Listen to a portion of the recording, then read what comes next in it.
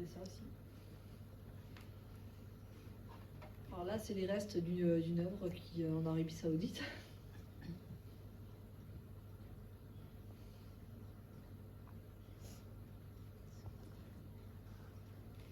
Et à chaque fois, on peut faire un parallèle avec le style persan. Et enfin, ça c'est une peinture qui date de l'époque, si je me rappelle bien, c'est durant je crois que c'est même avant le premier millénaire. Je ne sais plus si c'était juste après ou avant le premier millénaire, juste avant ou après le premier millénaire.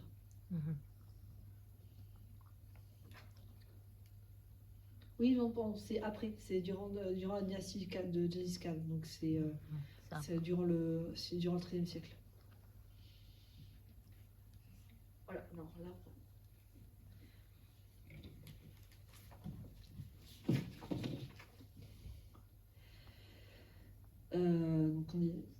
Malheureusement, durant la fin de la période classique, là, on nous a montré donc les techniques des pays qui ont partagé les techniques persans.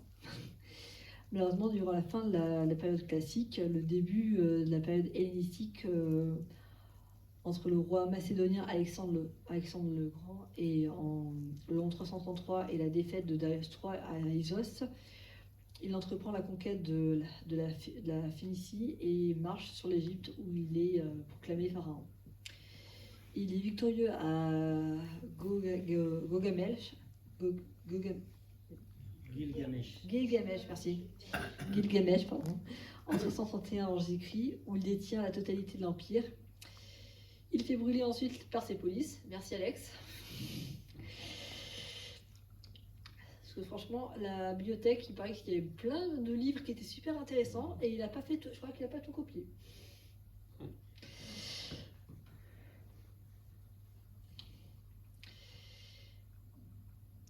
Contre son gré, l'empereur de Perse est assassiné par Narbazénès ou Bezos. Étrangement. Ça m'a dit que pas quelqu'un. Qui se fait proclamer de nouveau empereur perse en 330 avant Jésus-Christ, mais Alex le tue à son tour en 329 et il épouse Roxane, la fille de Darius III.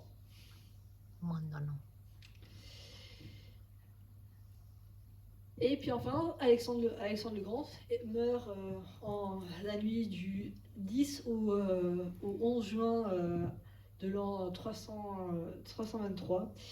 On ne sait pas si c'est une crise d'épilepsie, on ne sait pas si c'est un problème. Il y a une théorie avec le syndrome de Guillaume, je ne sais pas quoi.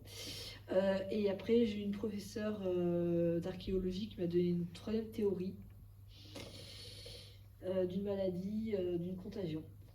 Je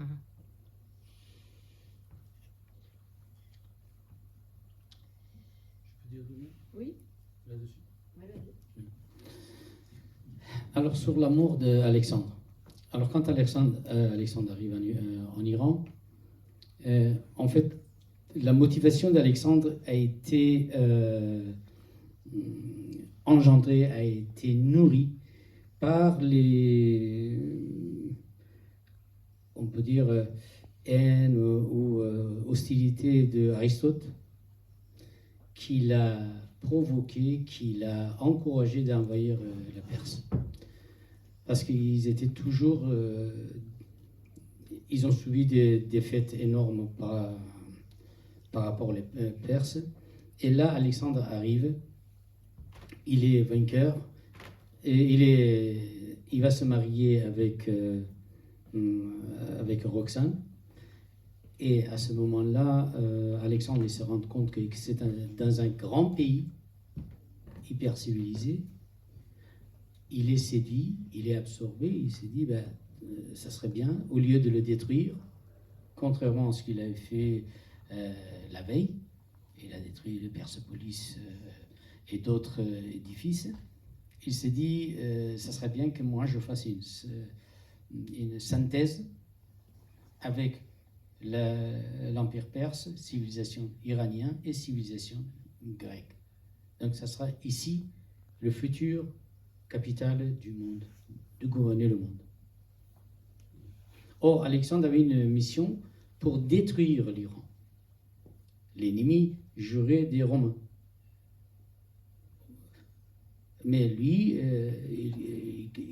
arrivant sur place, il a changé d'idée. Non seulement il s'est marié avec la fille du roi de Perse, mais aussi il a encouragé tous ses soldats, tous ses troupes, de se marier avec les filles iraniennes. Et à ce soir-là, il y a plus de entre 150 et 50 000 soldats qui sont militaires qui sont mariés avec les Iraniens. Ces investigateurs, ces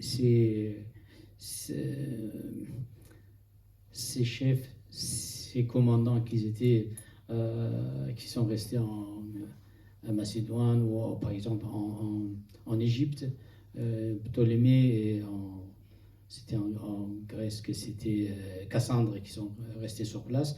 Ils ont commencé à comploter contre lui pour le destituer. Du coup, ils ont refusé d'obéir les commandements d'Alexandre, les consignes d'Alexandre. Alexandre, fâché, il décide d'aller les punir, de repartir. Et c'est à ce moment-là, arrivant vers l'Irak actuel, à peu près le Bagdad, qu'on l'assassine. Or, l'historien en Europe, on nous dit qu'il y avait une maladie contagieuse, surtout les malaria ou comment il s'appelle l'autre maladie, choléra. Voilà. Choléra. Merci. Choléra ou malaria. Or, on sait que quand il y a une maladie contagieuse, il y a beaucoup de morts.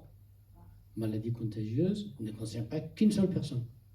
Sachant que Roxane, il était avec lui, ses enfants aussi. Il avait 2 enfants, 2 petits-enfants, il y en a 6 ans, qui s'appelait Alexandre aussi.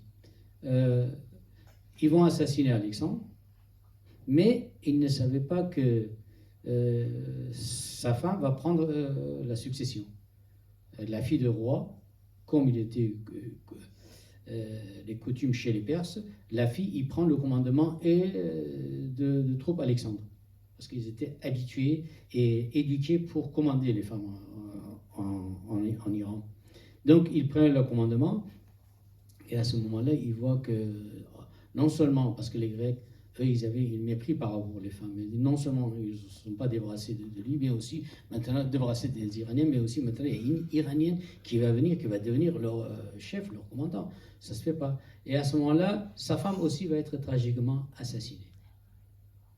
Et ses amis, ils essayent d'amener son fils en tant que représentant, et à ce moment-là, encore les ennemis disent, bon, une fois pour toutes, on va décimer tous ses enfants, toute la famille. Et toute la famille d'Alexandre sera décimée pour toujours. Et son enfant et ses 2 enfants, 2 fils aussi. Mais l'histoire, il n'en parle pas. On n'entend pas ce qui s'est passé à Alexandre. On dit toujours Alexandre le Grand, Alexandre le Grand. Les Perses, ils disent Alexandre Gojastek. Ça veut dire Alexandre malfaisant. Parce qu'il a détruit le Persepolis, il a fait du mal. Or, on dit Alexandre le Grand, mais jamais ce qui est arrivé. Qu'est-ce qu'ils ont fait, c'est même les Occidentaux, les Romains, qu'est-ce qu'ils ont fait contre Alexandre? L'objet de leur fierté, qu'est-ce qu'ils en ont fait? Ils l'ont détruit eux-mêmes. Vous voyez, comme l'histoire de Jésus, on le sait, Jésus, 33 ans, mais on ne sait pas où il était, depuis sa naissance jusqu'à 33 ans, où il était, c'est ça le problème. Qui a tué Alexandre? Ouais, alors, on dit que c'est un complot qui a été nourri conjointement par Cassandre et sa bande, et aussi Ptolémée. Parce qu'il devait arriver là-bas, il devait arriver sur place pour les punir. La punition, ça veut dire la mort. Ma fille au lycée, son prof a dit quelque chose quand ils ont étudié à lycée de Montpellier. Oui, ils ont dit à peu près pareil. C'est rare. Et ils ont dit que justement de ce mariage entre les Perses, ils naissent une culture. Tout à fait. En fait, à l'époque, quand Alexandre arrive là-bas, ce sont des Ariens. En fait, morphologiquement, ce sont les Iraniens dans le contexte historique, sont des blonds, les yeux bleus, les grands gaillards. Les hommes, ils ont plus de 1,80 m, les vikings. Et donc, c'est ça. Quand Alexandre arrivait là-bas, ils avaient des jolies femmes. Vraiment, ils ont rencontré les États-Unis de l'époque. Parce qu'il faut savoir qu'ils ont fait l'autoroute entre Suse jusqu'à Sardes en Turquie, presque 4000 km, l'autoroute, juste pour donner un exemple de civilisation. C'est ce qu'on appelle la route royale.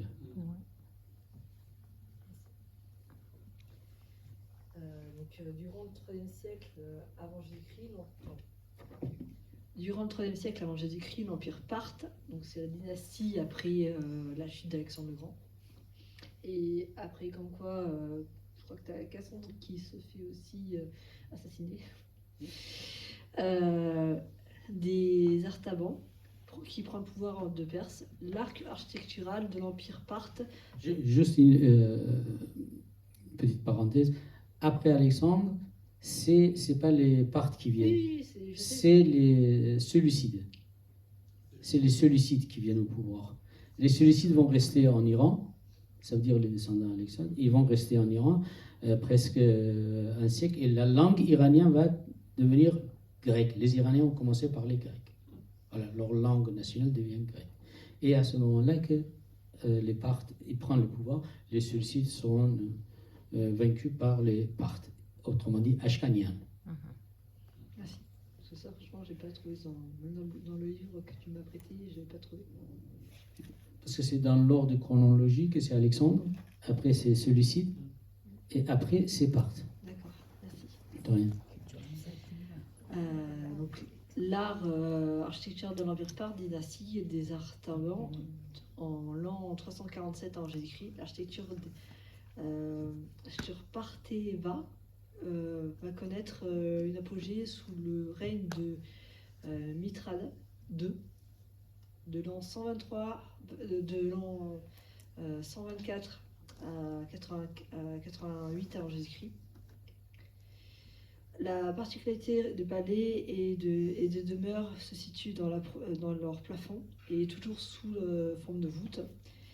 On pourra voir après ça dans le style gothique